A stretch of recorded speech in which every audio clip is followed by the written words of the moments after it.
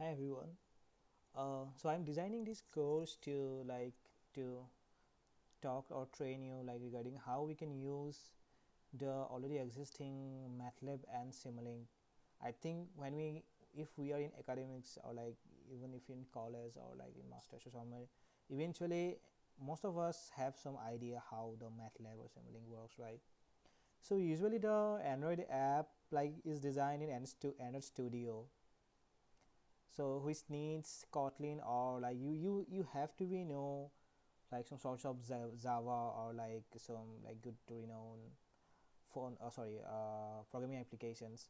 So MATLAB and Simulink, like MATLAB is also a language to do all the coding and all the stuff, but MATLAB is for user friendly and easy to use than the other code practices. So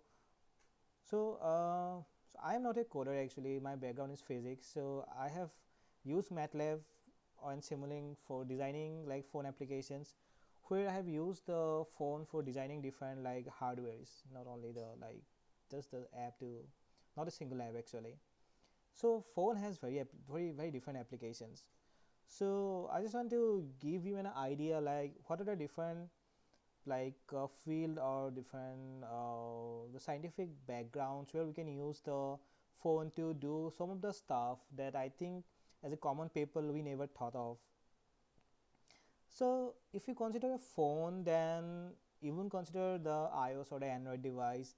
Generally it has the proximity sensor, ambient light sensor, CMOS image sensor, even microphone, and all those stuff. So besides that, the good part is the software integration. So all the Android or iOS devices, it has the inbuilt operating system, where we can write our codes to design a phone app and run it within it, right? So the good thing is the phone now becomes so powerful that the softwares that we used to run in our PC, the same software can be run within the phone. So that is why many softwares like the ImageJ or Mathematica, they still have their Android or iOS version.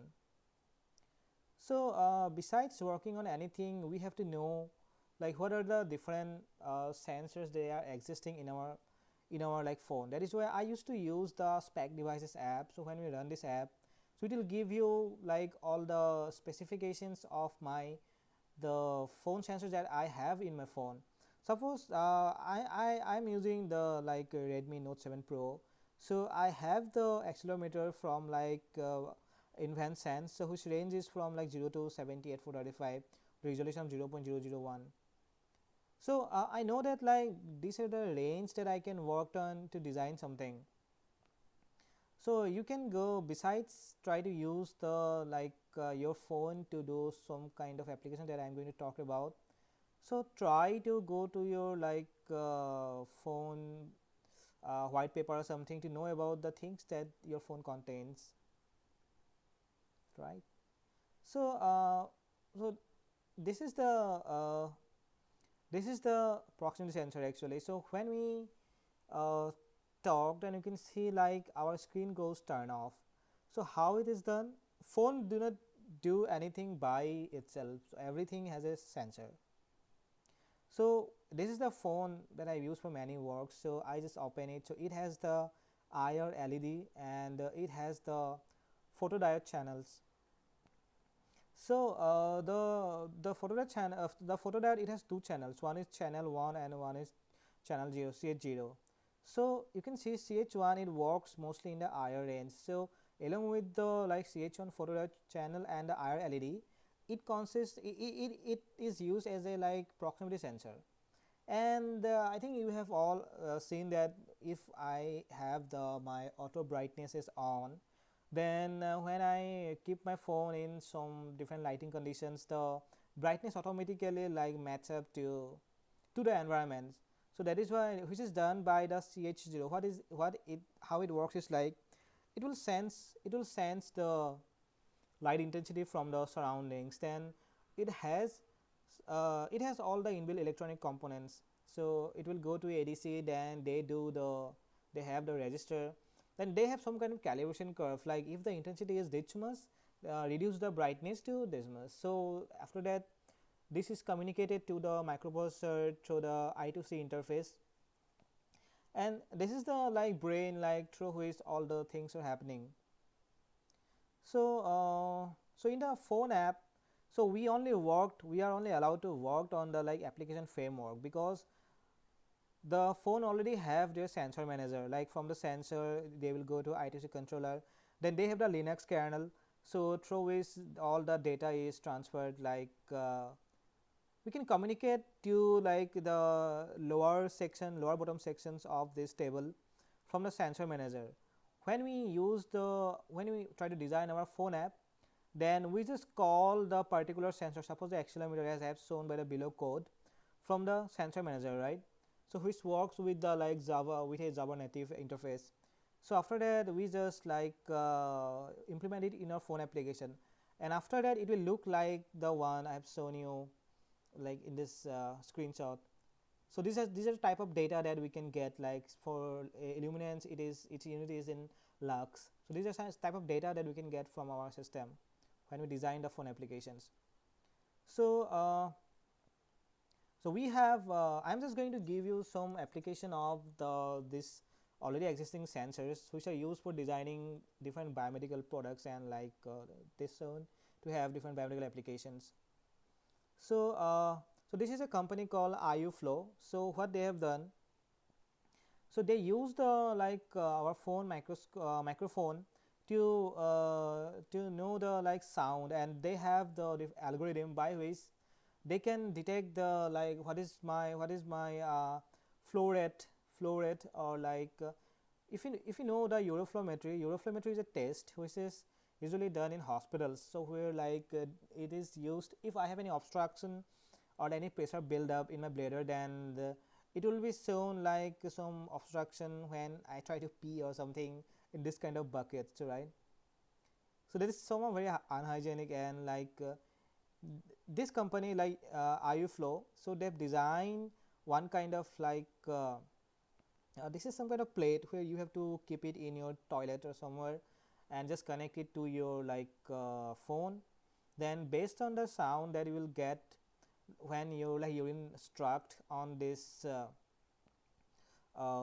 pan, then based on the sound it will generate some it will have some algorithm by which it will tell you what are the like what is your like voiding diary, like if you have any pressure build up or something in your bladder. So you can go to the IUFlow website and you can like see all the stuff how they did it. So so since our phone is very small, that is why all the sensors that we have, all all of them are actually MEMS sensor. So like and all the things are actually capacitive sensors. So like so we know, right? So if we have a like a rectangular like or like plate kind of like capacitor, then based on their distance the voltage varies. So these are, if we move, then like these sensors, they have the spring in 2 dimension or 3 dimension based on the applications like accelerometer, gyroscope. They will sense the voltage and like I will give us a total sorry, give us the like corresponding acceleration, tilt or something.